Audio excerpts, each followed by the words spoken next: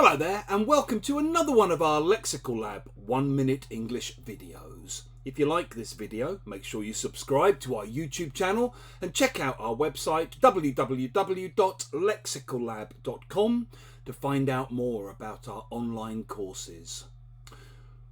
One of the mixed blessings of social media is that you get to find out what's on other people's minds.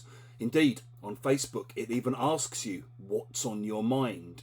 Now, sometimes it can be really interesting, really life-affirming and fascinating to find out what other people have been thinking about.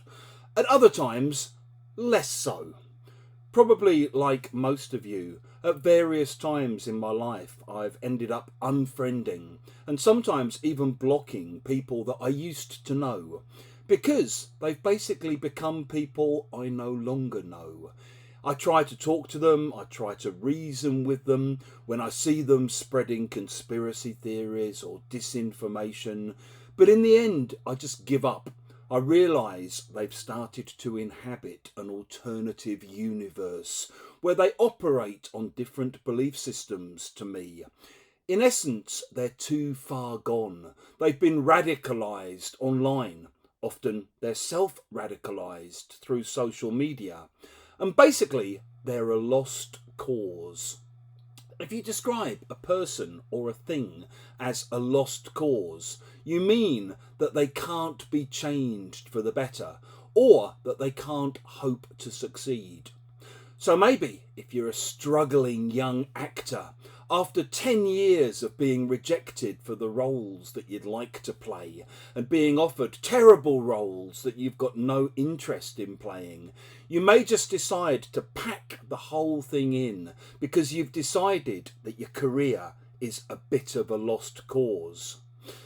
Maybe you have friends who are involved in political campaigning, and perhaps some of them are involved in campaigning for, shall we say, very niche causes.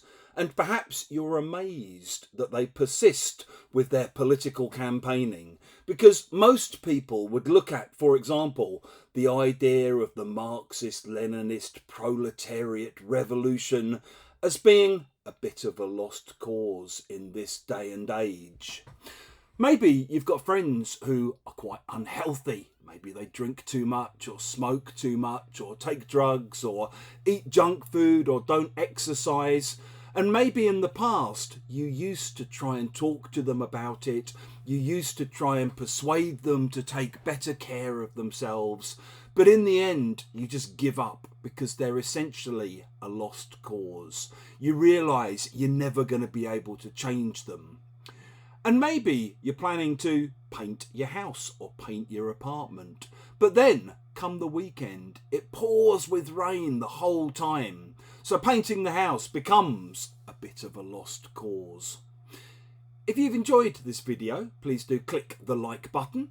Please share it on social media with your friends, your students, your colleagues, and in the comments section below. We'd love to see examples of how you might use a lost cause.